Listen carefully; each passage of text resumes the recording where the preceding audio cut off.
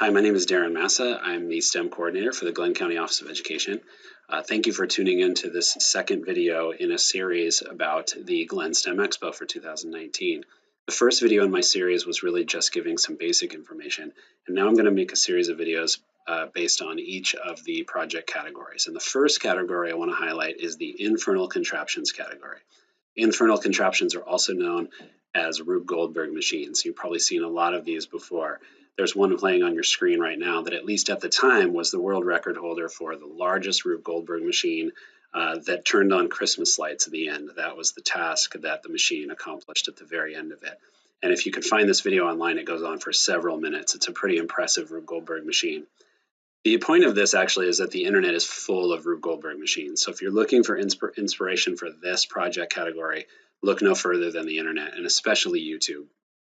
So the purpose of the definition of a Rube Goldberg machine is to design a machine that is overly designed. It's overly complex to accomplish a very simple task in the end.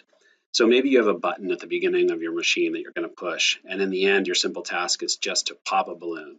In the middle, there's going to be a whole bunch of crazy, elaborate steps to get you from that button to the popping of the balloon in the end. Things that went really well from 2018. First of all, we were really happy with the use of materials. There were some very, very genius use of materials, and then very simple materials too, like tape and cardboard and coffee cans. So this does not have to be an expensive project at all. Most Rube Goldberg projects are made really well from just found items around the house or around at school. There were some really interesting themes being used in these projects. I'll talk about themes a little bit more in the end. And then most machines operated pretty well without the student being there, which is pretty difficult to do. So that went really well.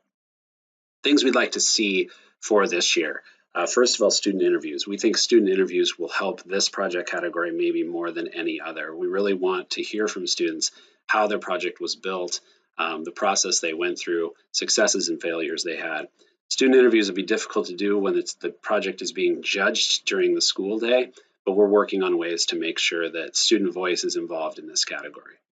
Also, we really want to see accompanying videos. So if you could find a way to film that project or film that machine when it was actually working from beginning to end, and then link that video somehow to your project. It could be a YouTube link on the display, it could be a QR code, and I'm happy to help with that. But we'd really like to see some way for our judges to see a video of the project working at some point. And then we really want to try and boost up the science this year. This project category is maybe the hardest to find the science in the project in the end. So I want to give you some ideas for how you can do that. So first of all the suggestions I'm going to give you need to be grade level appropriate. So if you're a first grader, maybe talking about labeling simple machines isn't the kind of thing you could do. But maybe you just want to label basic pushes and pulls. Wherever there's a push force or wherever there's a force that looks like a pull, you could label those on that project. For older students, maybe you can label simple machines wherever there's a lever or a wheel and axle or a screw in play in your project. You can label those either right on the machine itself with little flags or post-it notes or on the diagram, which I'll talk about in a minute as well. Another way to label bring the science is to label forces wherever you see gravity or tension or friction at play. Labeling those forces on that project would be another way to boost up the science. So let's just talk about quickly some must-haves for this project category. You really need to have at least part of your project, the actual model itself there, so that our judges can view it, and also so that the audience the evening of the STEM Expo can view it. We'd love it if you could be there to run it. Rube Goldberg machines are always better if the student is there and can run it over and over, because you know how to reset it better than anybody. So again, difficult to do when the projects are being judged, but if you can be there that night and running your project a few times, even if it's just a few times during the night, that would be really cool. You need to have a step-by-step labeled diagram somewhere on your project display. You can look at Rube Goldberg's own drawings. They're really awesome, and they give you great ideas for how you could diagram your project. And then also, again, make that video and get that link on your board somewhere. And if, again, you could boost up that science, awesome. Here's some other ways to make your project really, really great. Consider a theme. So you can make a Rube Goldberg project, but can you make the whole entire thing look like it was themed around a pirate ship?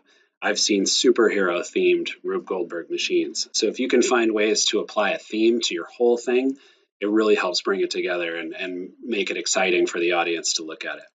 Consider your reset time when you're making your project. So reset time is how long does it take you to reset that machine?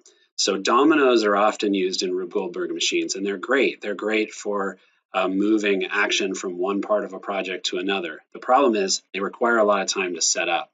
So if you have to set up hundreds of dominoes to get your Rube Goldberg machine working again, that might not be the best thing to do. Also, try to consider, will your machine work if you don't touch it? Obviously, they don't work 100% of the time, all the time. So sometimes you have to stick your finger in there and push something that was supposed to go. But if you can always work towards making it operate where you only have to touch the thing once, that's great.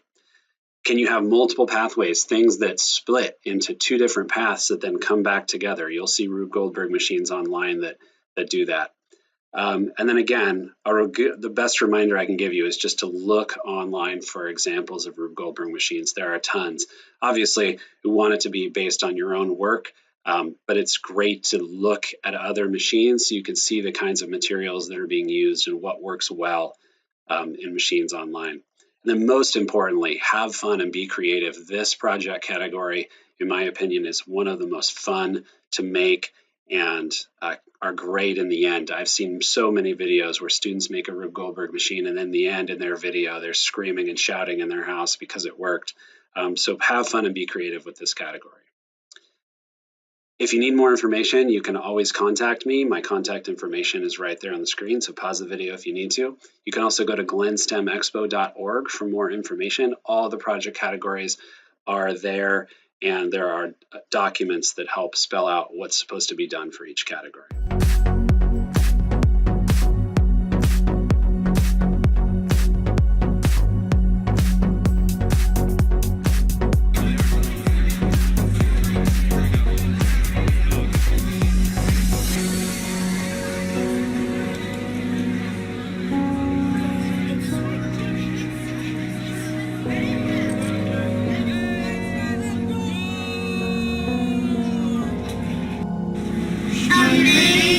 Infernal Contraption!